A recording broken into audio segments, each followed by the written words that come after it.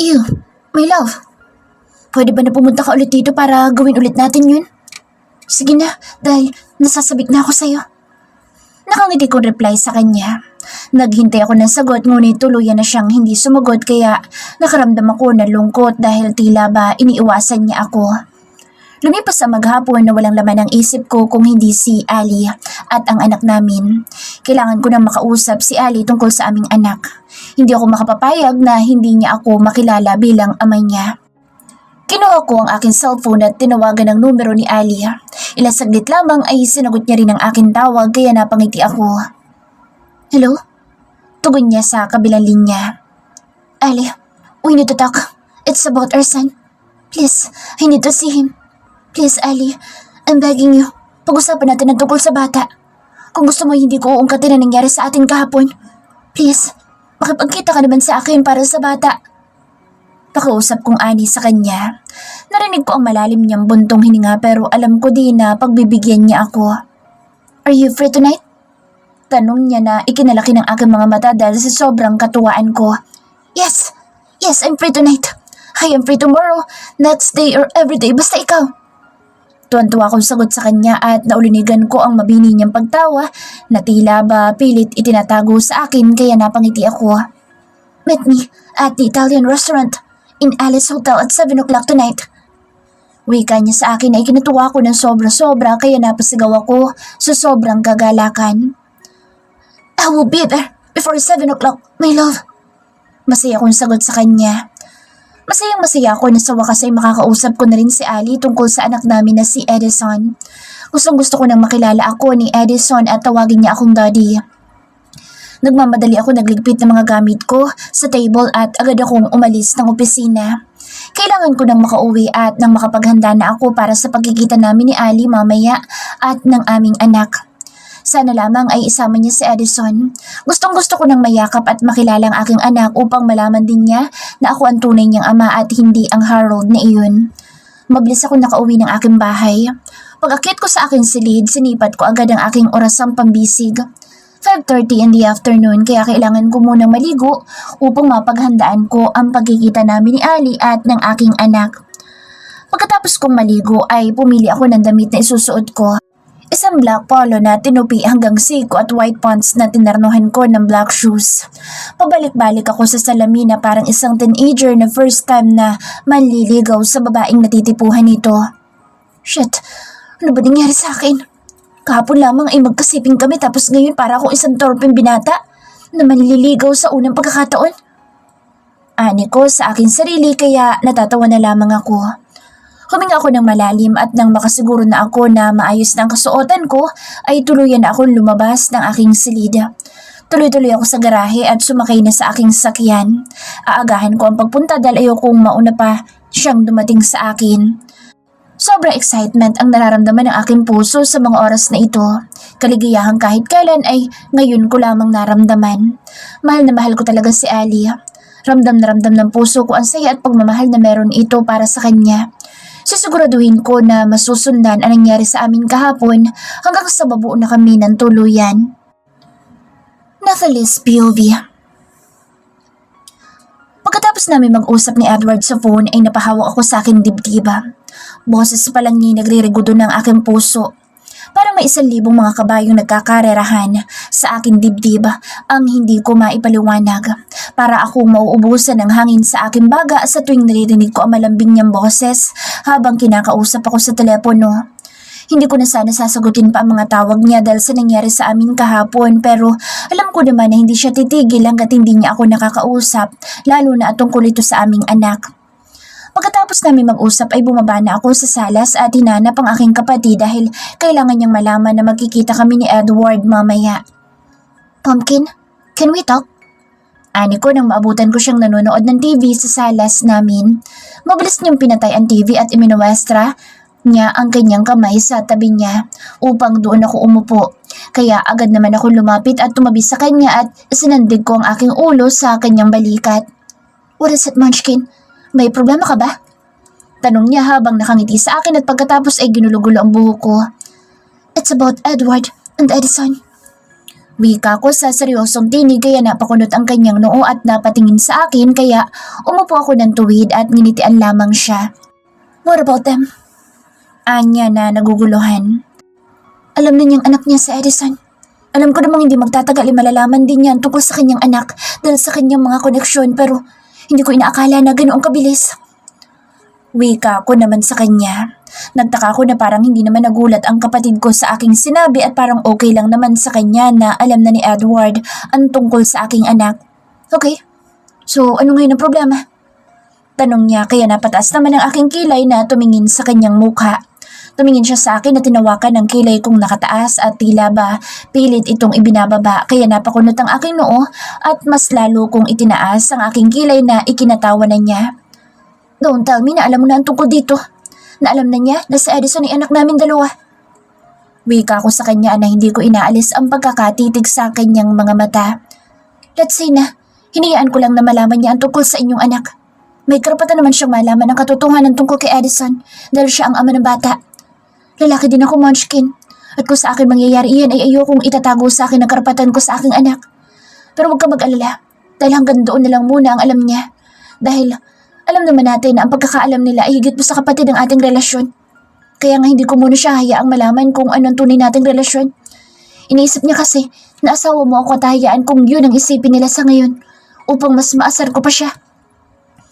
Mahaba niyang litanya sa akin nang nakangisi kaya napapailing na lamang ako sa kapatid kong ito.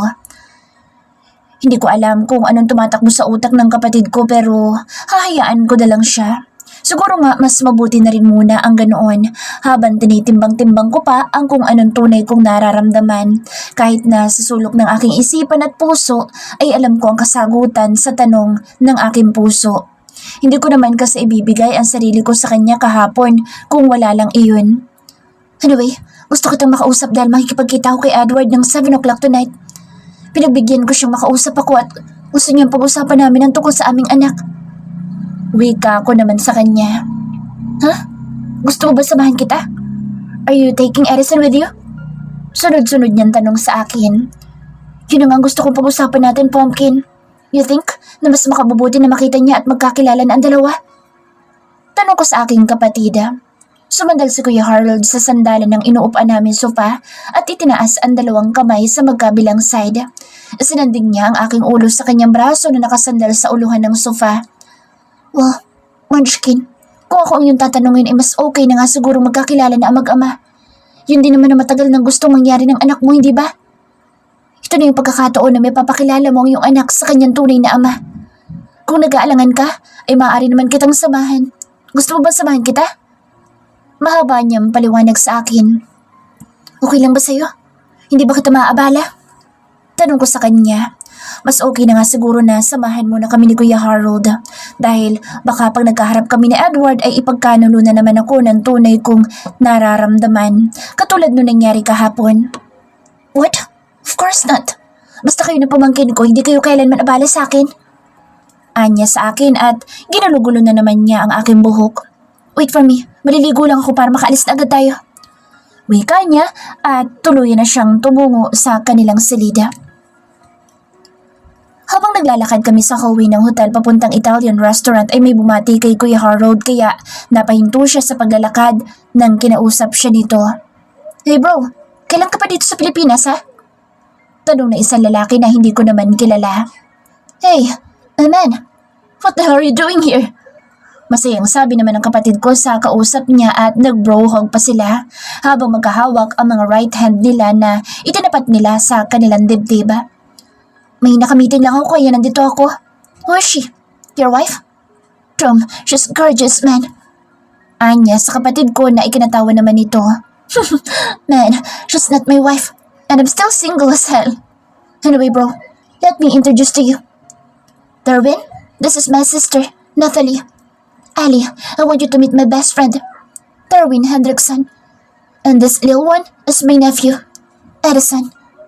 Pagpapakilala ng aking kapatid sa lalaking kaharap namin. Nice to meet you, Darwin. Naririnig ko na mga Hendrickson pero ngayon ko pa lamang na-meet ang isa sa mga Hendrickson. Nakangiting wika ko naman sa kanya. Oh, nice to meet you too.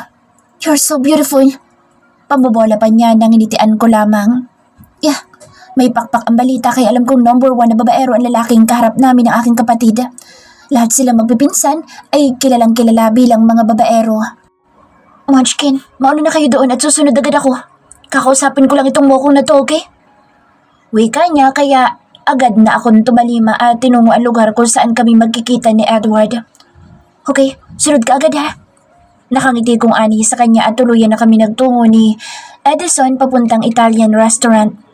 Pagkarating namin ay masaya kaming sinalubong ni Edward at kita sa mukha niya ang pagkasabik sa aming anak. Oh my God, baby, he really came! Tuwang-tuwang wika niya sa akin. Yeah, I'm here. Maigsi kong tugon na ikinakunot ng noo niya at tinitigan ako sa aking mukha. Nagkabit-balikat na lamang siya at pagkatapos ay inakay niya kami sa table habang titig na titig siya sa aking anak. What do you want to eat, baby? Tanong niya sa akin na ikinataas ng aking kilay. Baby siya ng baby. Gumawa na nga kami ng baby kaya may Edison na nga oh. Tapos kahapon nagtanim na naman siya. Burger is fine, I said. How about Edison? Wika niya pang muli. He loves milk and cheese. I simply answered dahil ayokong isipin niya na masaya akong kaharap siya. Okay. Nakangiti niyang tugon sa akin kahit na cold treatment ang pinapakita ko sa kanya. Tinawag niya ang waiter at umorder na ng mga pagkain para sa amin. Pwede mo ba ako ipakilala sa kanya? Tanong niya sa akin sa seryosong tinig. Napabuntong hininga ako at tiningnan sa Edison sa tabi ko habang naglalaro ng toy car na daladala niya. Ngumiti ako kay Edward at muli kong tiningnan ang aking anak. Kinuha ko ang kamay ni Edison kaya napatingin siya sa akin at nginitian ako sabay sulyap niya kay Edward. Sweetheart, hindi ba't gusto mong makilala ang daddy mo? Tanong ko sa aking anak na ngumiti naman sa akin. Yes, mommy.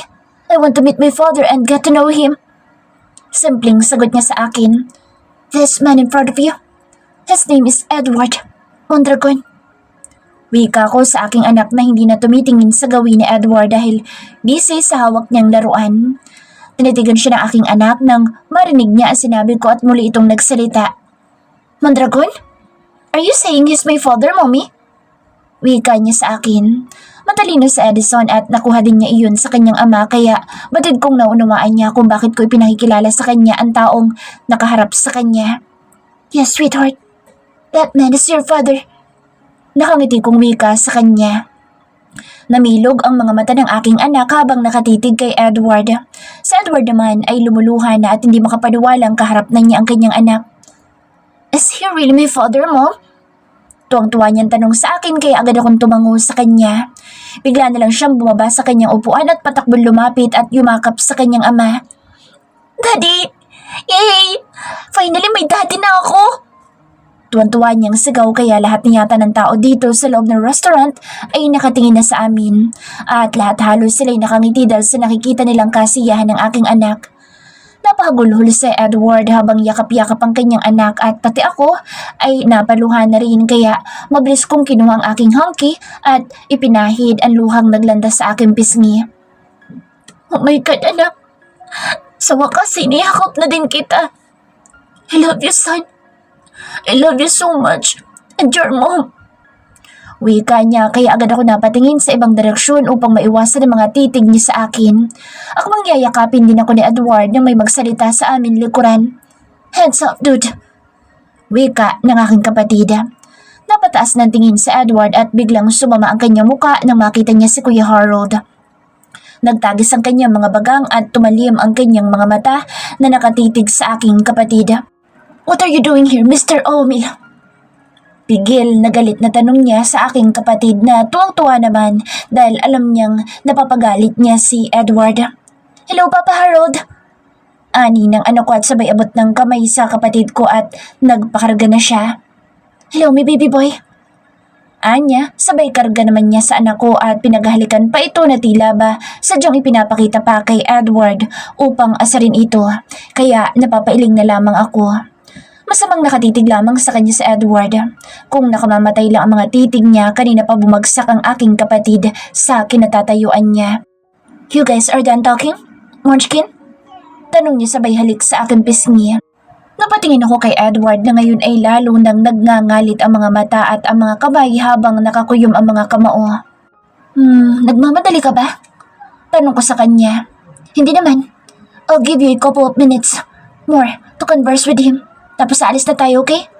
Maglalaro muna kami ng baby boy ko at babalikan kita after a few or maybe 10 minutes. 10 minutes only. Anya nang may diin sa 10 minutes habang nakatingin kay Edward at tuluyan na din silang umalis. Anong relasyon mo kay Harold? Tanong niya. Ramdam ko ang galit sa kanyang tinig ngunit binabaliwala ko lamang ito. My relationship with him is none of your business, Mr. Mondragon. Matapang kong tugon sa kanya. It is my business. Dahil mahal kita at may anak tayo.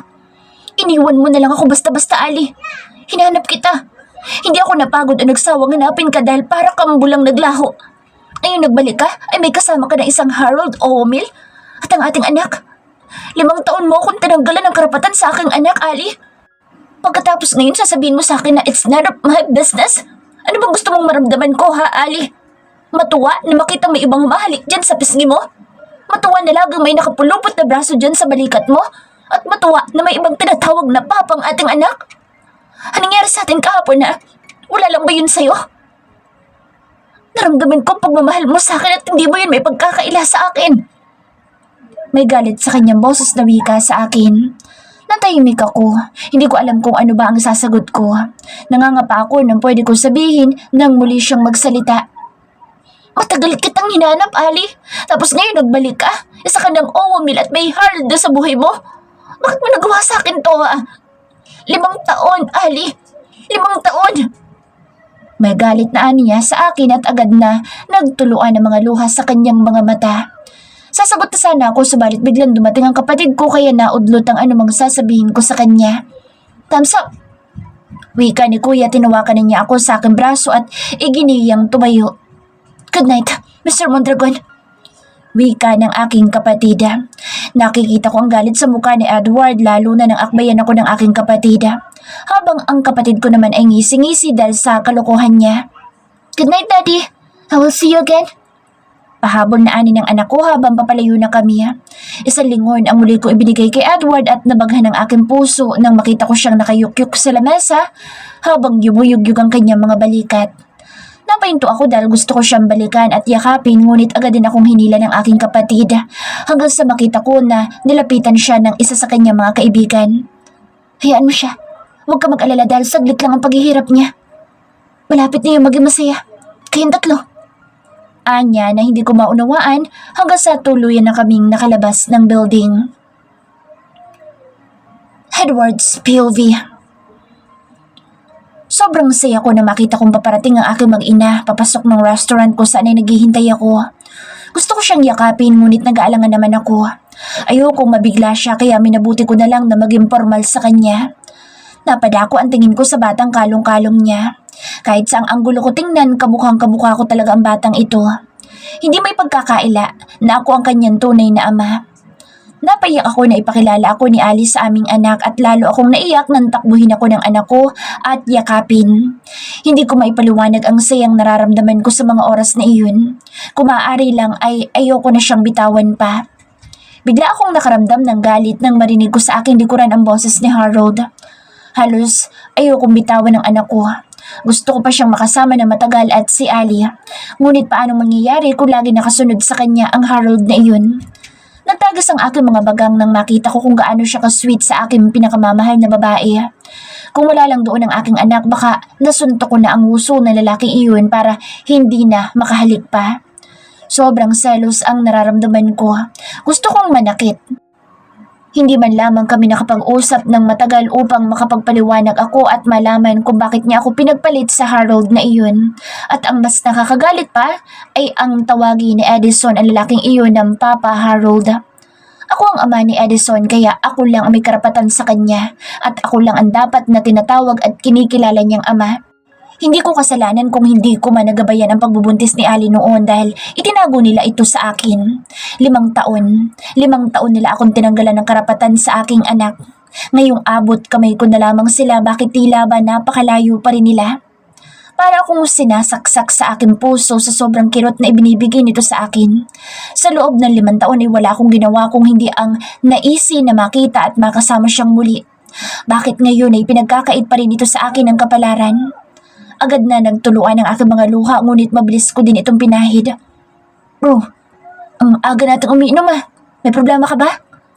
Ani Gavin pagkakita niya sa akin sa bar na nagpapakalango na naman sa alak. Nagkita kami ni Ali at pinakilala na niya ako sa aming anak, bro. Wika ko sa kanya. Oh, that's good news, bro. Pero bakit hindi maipinta yung pagmumukha mo, ha? Tila ba gusto mong pumatay ng tao? Ano ba nangyayari? Ani naman niya sa akin. Umepal na naman ang Harold na iyon. Langya pare. May sign called him, Papa Harold. At ang masakit pa, sunod-sunuran lamang sa kanya si Ali. Parang ipinapakita pa sa akin ni Ali kung gaano niya kamahal ang walang hiyang lalaking iyon. Galit na galit kong wika sa kanya. Relax, man. Alam naman nating sa kanya lumaki ang bata. Natural na tawagin niya iyong Papa Harold. At ang tungkol naman kay Ali at Harold, labas na tayo doon. Gamit na ni Ali ang pangalang Oomil kaya si Harold na may karapatan sa kanya at hindi ikaw. Ani naman niya sa akin na ikinainit ng aking ulo. Chum, no way, man. Ako ang ama, dapat ako lang ang daddy niya at wala nang iba pa. Inagaw na nga niya sa akin sa Ali. Gusto niya pati ang anak ko aagawin pa niya. Hindi ako makapapahig, bro. Magkakamatayan muna kami. Galit na galit kong wika sa kanya at napapailing naman siya sa akin. Kalma lang, bro. Mapag-uusapan niya ng maayos at huwag daanan sa sobrang init ng ulo. Anya sa akin kaya napabuntong hininga akong muli bago tuluyang ubusin ang laman ng kupita. Anyway, bro, may bago ka bang nakuhang information tungkol kay Harold at Ali? Or kahit na anong impormasyon tungkol sa mga Oomil? Tanong ko dahil kailangan ko na talagang mabawi ang mag-ina ko sa Harold na iyon. Sorry, bro. Medyo nahihirapan kami sa ngayon pero huwag ka mag-alala at makakakuha din kami ng butas para malaman kung ano ang kaugnayan ng mga Oomil kay Ali. Wika niya naman sa akin. Napapaisip kasi talaga ako, bro, kung bakit bata pa lamang sa Ali ay nakapangalan na sa kanya ang mall at hotel ng mga Oomil. Naguguluhan ako, pare, at gusto ko malaman kung paano nangyari iyon. Ani ko sa kanya at muli kong sinali na ng alak ang hawak-hawak kong kupita at muli kong sinimsim ang laman nito. Yan din ay pinagtataka namin, pare. Isipin mo, bata pa lamang siya ay sa kanya na ang mga iyon. Wika naman niya sa akin at kumuha na rin ng kupita at nagsali ng alak dito. Sabay isang tunggaan niya lamang dito. Sinaid ko naman ang alak sa aking kupita at inihagis ito sa dingding ng bar. Oh, pare, wag ganyan. Baka matakot ang mga customer ko dito. Chill ka lang, okay? Inuubos mo na naman mga kupita ko dito, gago ka. Nainis niyang ani sa akin kaya humingi na lamang ako ng dispensa sa kanya. Sorry, pare. Nadala lang ako ng galit ko. Wika ako sabay tayo mula sa kinaupan ko. Mas mabuti pang umuwi na lang muna ako at magpalamig upang makapag-isip-isip ng susunod kong gagawin. Kung paano ko mababawi ang aking mag-ina sa Harold na mukhang tipaklong na iyon. Pababa na ako sa hagdanan nang may mapansin akong dalawang babae na nakaupo sa sulok sa first floor ng bar.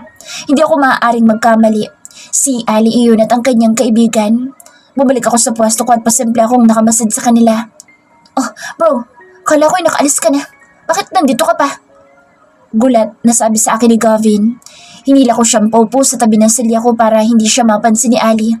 Shh! Pare, tingnan mo ayun, sa ibaba. Si Ali, nandito kasama ang kanyang kaibigan. Wika ko ng pabulong sa kanya. Oo nga, bro, puntahan mo na. Pagkakataon mo na ito habang walang bantay na Harold. Anya sa akin at napangiti ako sa kanyang sinabi. Tama nga siya. Pagkakataon ko na ito para magkausap kaming dalawa. Pagbaba ko ng hagdanan at lalapit na lang sana ako nang biglang dumating si Harold at kitang-kita ko kung paano niya yakapin si Ali at halikan sa pisngi. Sa sobrang galit ko ay napasugod ako sa pwesto nila at hinaklit ko sa braso si Ali palayo kay Harold. Nagulat sila sa aking ginawa, pati si Gavin ay napatakbo sa pwesto namin upang pigilan ako. Ano nangyayari sa iyo, Edward? Gulat na ani Ali sa akin. What the hell is wrong with you, dude? Galit na wika ni Harold sabay hila kay Ali palayo sa akin at itinago sa likod niya. Hindi ako kumibo ngunit inundayan ko siya ng isang malakas na suntok sa mukha kaya mabilis na bumagsak sa sahig si Harold. Susugod pa sana ako ngunit mabilis akong naawat ni Gavin at ng isa sa kanyang bouncer. Oh my God! Stop! Malakas na sigaw ni Ali habang kita sa mukha niya ang pag-aalala sa demonyo na Harold na ito at mabilis niya itong nilapitan. Ano bang problema mo, ha? Malakas na sigaw ni Ali sa akin. Langya, bro. Ano ginagawa mo, ha? Nasisiraan ka na ba ng ulo ha? Gago ka? Oo, milyon! Galit na wika ni Gavin sa akin. Tumayo naman si Harold at sinipa ako sa sikmura dahilan sa pagkakabagsak ko sa sahig at halos hindi ako makahinga sa ginawa niyang iyon. Oh my God! Magsatigil na nga kayo! Malakas na sigaw ni Ali sa amin. Tumayo ako at akmang babanatan si Harold ngunit nahawakan na kami ng mga bouncers ng club ni Gavin. Tragyungan! Nagkakamali ka ng binabangga mo! Sigaw ni Harold sa akin ngunit nilisian ko lamang siya na tila ba inaasar ko pa siya. Hindi ako natatakot sa iyo, gago ka. Kung anong meron kay meron din ako. Bulyaw ko naman sa kanya. Nagsaselos talaga ako dahil sa ginawa niya. Talaga ba ha, Mr. Mondragon? Lahat ng meron ako meron ka din? May Natalie ka ba? At Edison sa tabi mo ha? Gago ka? Mapanguyom niyang ani sa akin kaya lalo ako nagpumigla sa pagkakahawak sa akin ng mga bouncers dahil gustong-gusto ko nang basagin ang pagmumuka ng tarantado at mayabang na Harold na ito. Bitiwan yung ako't babasagin ko mukha ng tarantadong yan! Malakas kong sigaw sa kanila habang nagwawala na talaga ako. Magsatigil kayo! Ano ba nangyayari sa inyo? Bakit kayo nagsasakitan ha? Galit na sigaw ni Ali sa amin. Pumpkin, okay ka lang ba? Tanong ni Ali kay Harold habang pinupunasan nito ang dugong tumutulo sa gilid ng labi ni Harold. Para bang may kung anong matalim na punyal ang sumaksak sa aking puso at unti-unti itong itinatarak sa aking dibdib kaya't damang-dama ko ang sobrang kirot nito. Tarantado yan! Bigla na lang nanununtok ng walang dahilan! Galit na ani Harold habang dinuduro ako ha. Bro, pagpasensyahan nyo na to ha. Nakainom na kasi at may tama na. Ako na bahalang kumausap dito. Ako na rin ang humihingi ng paumanin sa inyo sa ginawa ng kaibigan ko. Ani naman ni Gavin sa kanila kaya ipiniksi ko ang kamay ng kaibigan ko na nakahawak sa braso ko pero mas lalo lang itong humigpit sa pagkakahawak sa akin. Nakita kong niyakap ni Ali si Harold mismo sa harapan ko na dahilan ng lalong pagngingit-ngit ko sa galit. Sobrang selos ang nararamdaman ko at sobra na nila ako sinasaktan. Mas lalo ako nagselos nang gumanti ng yakap si Harold at hinagkan si Ali sa kanyang noo. Iwinaksi kong muli ang mga kamay na nakahawak sa akin at mabilis na tinalikuran ang mga taong nasa harapan ko. At pagtalikod ko ay tuluyan ang bumalong ang mga luha mula sa aking mga mata. Tuloy-tuloy ako sa parking lot at pinagsisipa ko ang gulong ng sasakyan ko nang makarating ako dito. Hindi ko na malaya na nakasunod pala sa akin si Gavin. What the hell bro? Bakit mo ginawa yun ha? Wika niya sa akin na tila ba naiinis ngunit nang makita niyang hilam na hilam sa luhang aking mga mata ay napatapik siya sa aking balikat. Sobrang selos ko sa nakita ko. Kaya di na ako nakapagtimpit minigwasan kong tarantadang yun. Ani ko habang walang tigil ang aking pag-iyak. Mali pa rin ang ginawa mo bro, lalo na sa harapan pa ni Ali. Ani naman niya. Alam ko namang mali ang nagawa ko pero hindi ko na kasi kinakaya pa. Ang sakit na nararamdaman ko dito sa aking puso. Para na nga ako mababaliw tapos makikita ko pa silang ganun ka-sweet sa harapan ko. Nadala lamang ako ng galit ko. Huwag ka mag-alala dahil ako mismo humihingi ng paumanin sa kanila dahil sa nagawa ko pero hindi pa sa ngayon. Mahaba ako naman paliwanag sa kanya at pagkatapos ay pinunasan ko ng aking mga luha. Hindi ko napigilan ang sarili ko dahil sa sobrang selos ko ay napasugod ako at sinuntok ko sa muka ang Harold na iyon. Sobrang selos na ang nararamdaman ko. Pakiramdam ko ay sinasaksak ako sa aking puso sa tuwing nakikita ko silang sobrang sweet. Nagpupuyos ako sa galit lalo na nang makita kong nagyakapan pa sila. Alam kong wala akong karapatang umakto ng ganoon pero hindi ko talaga kayang pigilan ang selos na nararamdaman ko. Alam kong nagalit sa akin si Ali. Sana'y mapatawad niya ako. Susubukan ko na lamang siyang tawagan mamaya pag uwi ko sa aking bahay. Mahal na mahal ko lang talaga si Ali at ayokong makikita na may iba siyang kayakap. Pagka-uwi ko sa aking mansyon ay dumiretso agad ako sa aking silid. Pagpasok ko sa aking silid ay nagtungo agad ako sa banyo at isa-isang hinubad ang aking suot at naligo na. Matapos ako maligo ay mabilis ako nagpalit ng pajama at sando at nag-inat-inat pa kahit kaliligo ko pa lamang. Humiga ako sa aking malambot na kama at pilit na inaalala ang mga nangyari sa bar kanina. Kinuha ko ang aking phone at nagtipa ako ng mensahe para kay Ali. Alam ko nagalit siya sa akin kanina dahil sa pananakit na ginawa ko kay Harold. Ayoko matakot sa akin si Ali at isipin niya na bayolente akong tao pero ang walang hiyang Harold ngayon ay parang nananadya. Pasalamat siya at naawat kami dahil kung hindi baka nanghiram na siya ng mukha sa aso. Kinuha ko ang telepono ko at nagsend ako ng mensahe kay Ali. Pasensya na sa nangyari kanina. Hindi ko sinasadya. Nagsalos kasi ako sa nakita ko kaya hindi ko na napigilan pa ang sarili ko na hindi masapak yung gagong yan. Mensahe ko sa kanya. Naghintay ako ng sagot niya na umabot pa ng 1 oras pero hindi naman siya sumagot. Alam kong galit siya sa nagawa ko pero dala lamang iyon ang selos ko. Muli ako nagpadala ng mensahe sa kanya at okay lang kahit hindi niya ako sagutin. I'm so sorry sa nangyari kanina. I really didn't know what's got into me earlier. Alam ko naman na wala akong karapatan. Sorry talaga.